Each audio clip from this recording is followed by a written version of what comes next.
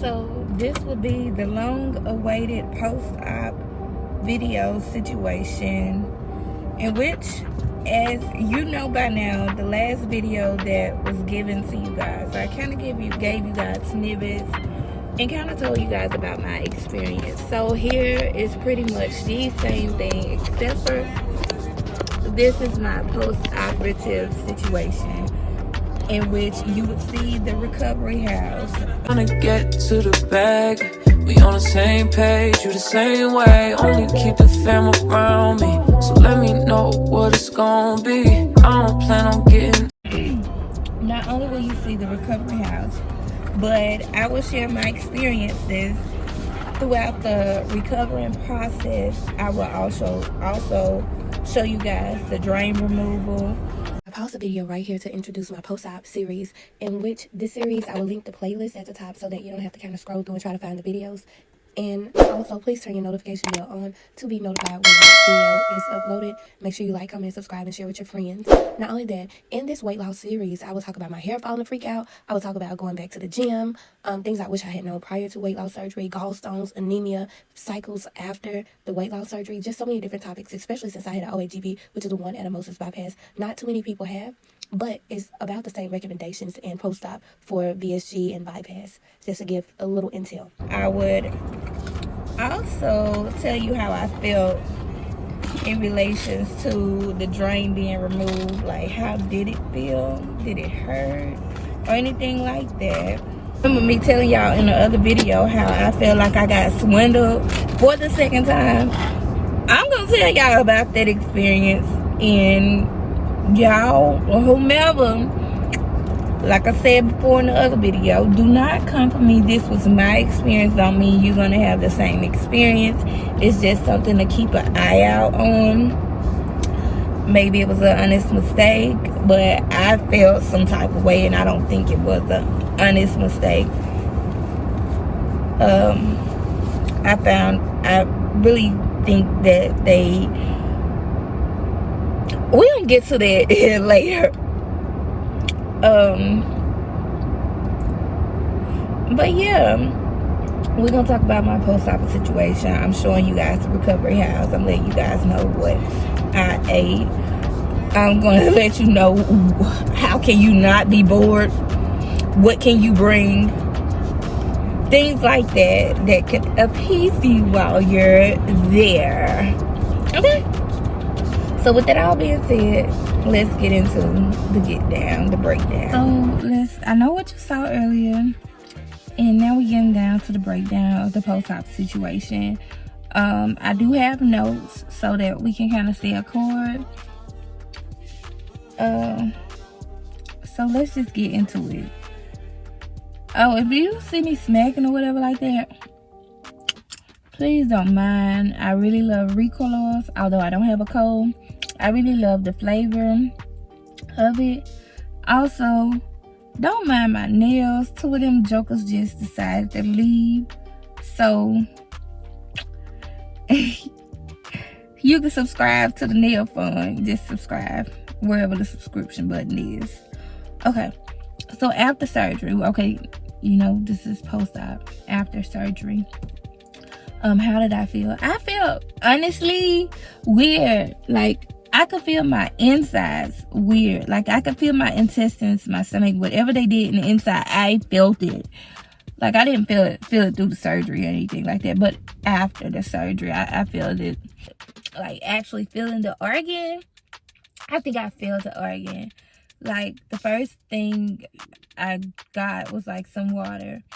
And I literally felt the water emptying into my intestines, like going straight down. I think the first thing I had, okay, so the night, I had surgery around 7 p.m. And that night, I ended up waking up out of anesthesia. Thank God for Jesus. Thank God for that.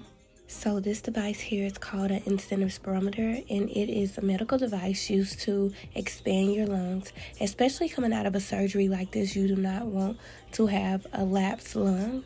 So with that being said, it helps get your strength back, especially coming out of some sort of anesthesia or something like that. So what I did was I inhaled, and the balls do rise. Of course, it will not rise all the way to the top initially, but the more you work on it, the more it will rise, and your lung expansion would meet the goal of the incite spirometer. I hope that helps out a little bit. So on one day, post-op from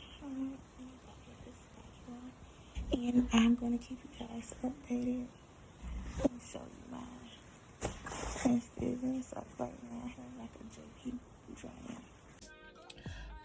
But I was in a little discomfort. I wouldn't say a whole lot of pain, but a little discomfort. And I remember my side hurting on this side, in which I will show you guys my surgery scars. But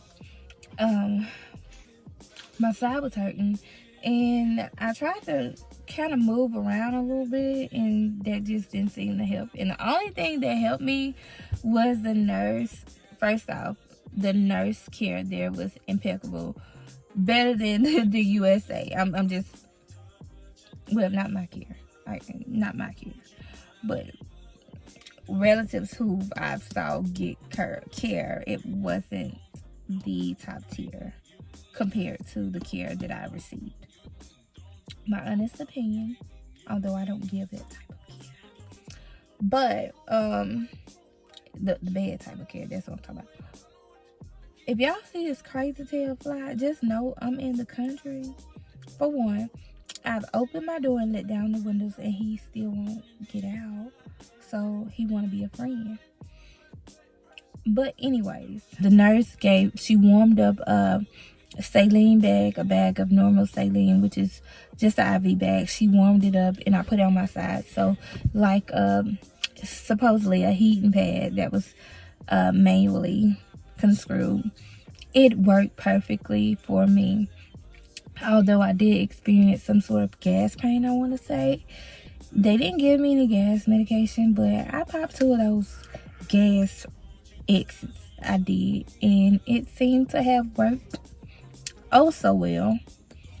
And so, like I say, that night was a little rough because it was new, but I wasn't in substantial pain where I'm like, oh my god, I need some Dilaudid, I need some whatever. I wasn't like that. But they came and checked my vitals. They gave whatever medication they had to make sure that I was comfortable. The next day we ended up leaving, and we had to do the swallowing test. I didn't get any footage there. I don't know why I didn't take photo at least, but I will show you guys my x-ray from the place. They end up doing the swallowing test. They give you this chalky stuff to swallow to make sure you don't have any leaks. A lot of people end up getting like the Listerine strips or Tic Tacs or something like that, so they can kind of not taste it. It wasn't so bad for me, the taste. I guess I have a wide palate. I've tried a lot of different foods. That's probably why it wasn't so bad to me, although a lot of people end up regurgitating it after the surgery or after they end up doing the swallowing test. But I end up still doing that Listerine script. I mean, I still got one. They do print you off a x-ray to take back to your physician of your new anatomy, how everything is in the inside, so that basically your doctor or your physician can get a baseline. Also, it is so very important, especially if you're going out of the country for surgery, to make sure that your PCP, your primary care physician, is aboard of your post-op situation. If you have a doctor that literally cares about you enough to trust your decision, your autonomy, give you the autonomy to choose what you desire to do. If you have one to listen, then love on them, because you cannot find a lot of supportive physicians. They try to push so much on you where it makes your life even harder. And I so very love my PCP, because initially when I told her my decision, she wasn't aboard because of the place I was going, not so much of the procedure that I was doing. But I assured her that I did my research and everything like that, and I was comfortable in my decision. And then after that, everything ran smoothly. Every test that was needed, it was done by her. Every post-op situation visit, she got it done. My labs, she stayed on top of my labs. She stayed on top of my, just everything I need. I am so grateful that God allowed me to find her. I know she moved to a different practice, and I follow her, because once I run into some good physicians, I'm staying with them. I'm stuck to them. They mine. And that's all we gonna do about it. Like, I'm not leaving. You ain't leaving me. Okay. Did I wake up with regret? Not necessarily. I woke up hoping and praying that I made the right decision, because I was so indecisive about the bypass and the sleeve that I ended up switching back and forth throughout the whole day. As you saw in the previous video, if you haven't watched it, please go ahead and watch it. Like, comment, and subscribe, please. I love you. But I didn't wake up with so much of the regret of the surgery, because it was gonna happen. Whether you like it, she like it, they like it or not, I was gonna get it. And that was that on that. I just woke up with regret of choosing which one would be better for me. Because imagine going somewhere and the majority of the people going are getting one particular surgery, and you're not, or you didn't get that one. It kind of made me feel like I was on the outskirts a little bit. I know I met some wonderful surgery sisters, and sometimes I feel they had like a text group, and sometimes I feel like on the outskirts, because I'm the only person that had the mini bypass within the group. So a few things that I've said I didn't get a response to, because they couldn't, I feel like they may not could relate because they didn't have the surgery. You know what I mean? They didn't have this particular surgery. Do I have regret now? Sometimes, I ain't gonna lie. But the regret only comes from comparisons. The regret only comes from comparisons. I try to not look at other people's weight loss journey so much, because I look at their time frame when they had the surgery and how much they lost, and if they were bigger than me or if their weight was higher than mine. I look at all of that and take into account where I am now. So it's the regret comes from so much of the comparison. So if I don't compare myself to them, then I have no regret, because I have no baseline to know where I should be, in which I am now content with my weight. So yes, the nurses there were so very, very attentive. They came and gave my meds rigorously with no issue at all. Never had a problem with them whatsoever. They were the sweetest in trying to make sure that you were comfortable, and they were empathetic. That's one thing you can't find a lot of places. People, they lose their empathy. And that's what I'm trying to say. They lose their empathy. So, alright now, Fly, you want to get up out of here. I got them out. So next, I was cold, my arm was sore.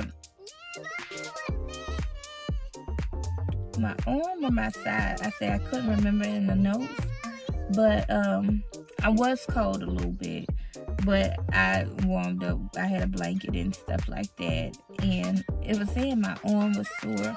I think my arm was sore because I laid on it, or maybe them having to stick me, in which I know some people have a lot of problems with like the nurses doing the IV6 to make sure they get in their veins, because a lot of people say their veins have blown in this setting here. But I think it was more so of the gauge of their needles than anything that was discomfort, especially when trying to get a vein. But they only have one standard size, so it's not different sizes for your vein. It was one size, and I think that was a big size. I can't remember the gauge of the needle, which caused some discomfort. I'm not gonna lie about that, baby. Yeah. Let's get into the recovery home. Okay, so I'm gonna show y'all a snippet of the recovery home.